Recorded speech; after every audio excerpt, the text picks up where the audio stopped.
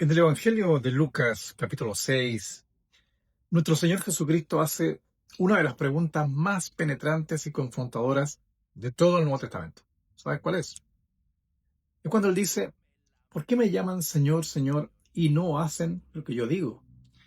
Y fíjate que esta no es una pregunta teórica, no es una enseñanza abstracta, es una pregunta que nace, yo creo, del dolor del corazón del Señor. Jesús estaba observando a personas que lo seguían, que lo escuchaban con atención sus enseñanzas, que incluso le honraban con sus palabras, pero sus vidas no reflejaban obediencia, no le obedecían. Le llamaban Señor, pero no vivían como si Él realmente lo fuera. En realidad es bien similar a la realidad que vivimos hoy. Y para ello permíteme explicarte un poquito lo que significa la palabra Señor. En nuestro idioma, cuando usamos esta palabra, Señor, por ejemplo, podemos referirnos al señor González, al señor Pérez y también al señor Jesús, como si la expresión estuviera al mismo nivel, pero no es así. Y creo que es nuestra responsabilidad entender y vivir que en la Biblia la palabra Señor referida a Jesús es más que un mero trato de respeto, ¿ya? Por ejemplo, en Hechos 4:33 leemos: y con gran poder los apóstoles daban testimonio de la resurrección del Señor Jesús, y abundante gracia era sobre todos ellos. Si te das cuenta, el énfasis de la predicación apostólica era la resurrección de Cristo y su señorío sobre ellos. Ahora, para entender la palabra señorío, debemos comprender que la palabra, que en español se traduce como Señor, en realidad era la palabra griega Kyrios. Y esta palabra es súper importante de poder comprenderla, pues Kyrios significaba dueño, amo absoluto, máxima autoridad, el que está por encima de todos. Eso era el Kyrios. Y para ponerte un ejemplo, los esclavos de aquella época llamaban a quien lo había comprado su Kyrios, ¿ya? Su dueño.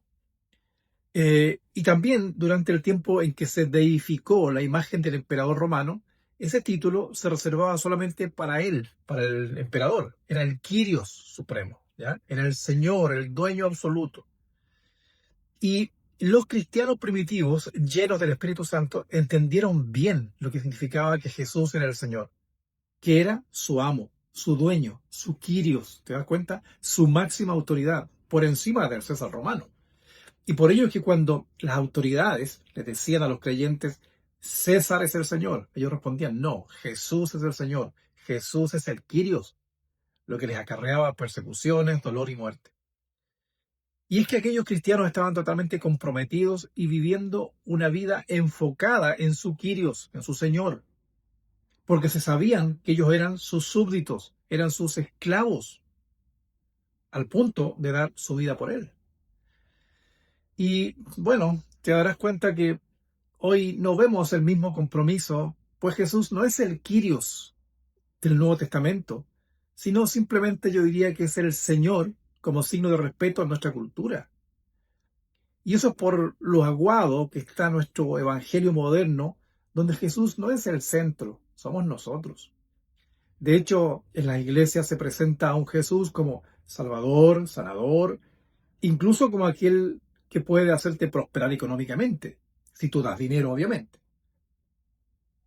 Y entonces la gente busca acercarse a él para ver qué beneficios puede sacar de él, en vez de acercarse para depositar la vida y destino en sus manos, que era lo que hacían los cristianos primitivos. Entonces Jesús ya no es el Señor, ya no es el Kyrios que la iglesia primitiva predicaba, sino, fíjate, hemos cambiado todo. Es el siervo que tiene la obligación de darnos lo que pedimos, pues si no, nos enojamos.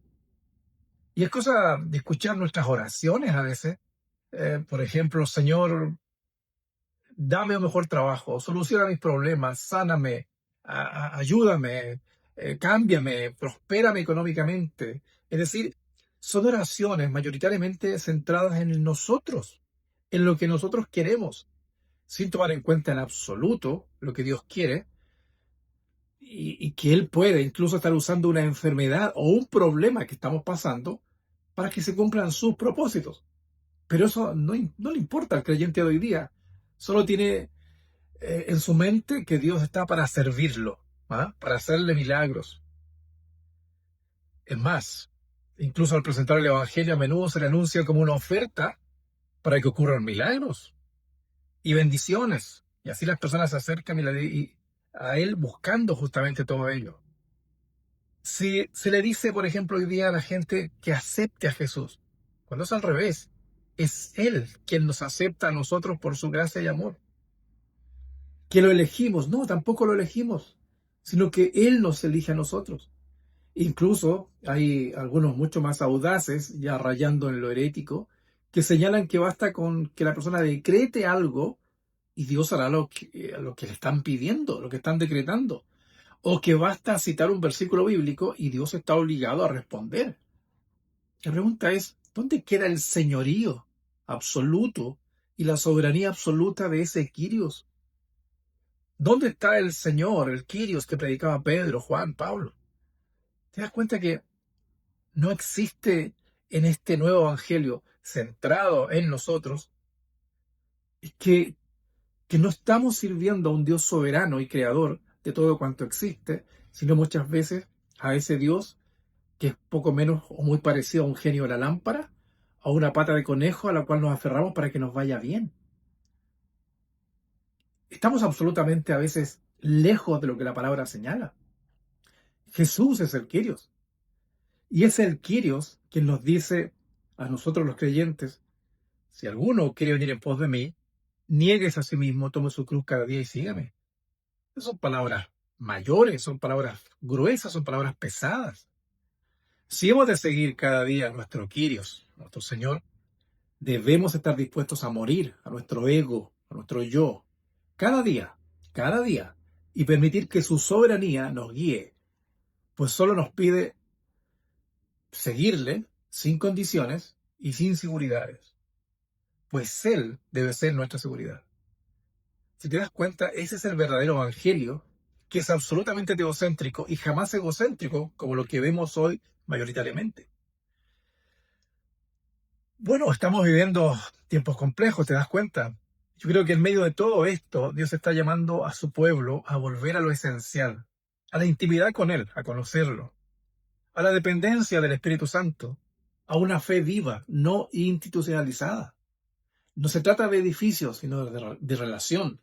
No se trata de apariencia, se trata de transformación. Yo pienso que es tiempo de volver al modelo de la iglesia primitiva, un cuerpo vivo, donde Cristo es la cabeza, donde Cristo es el Kyrios y su amor es el vínculo perfecto.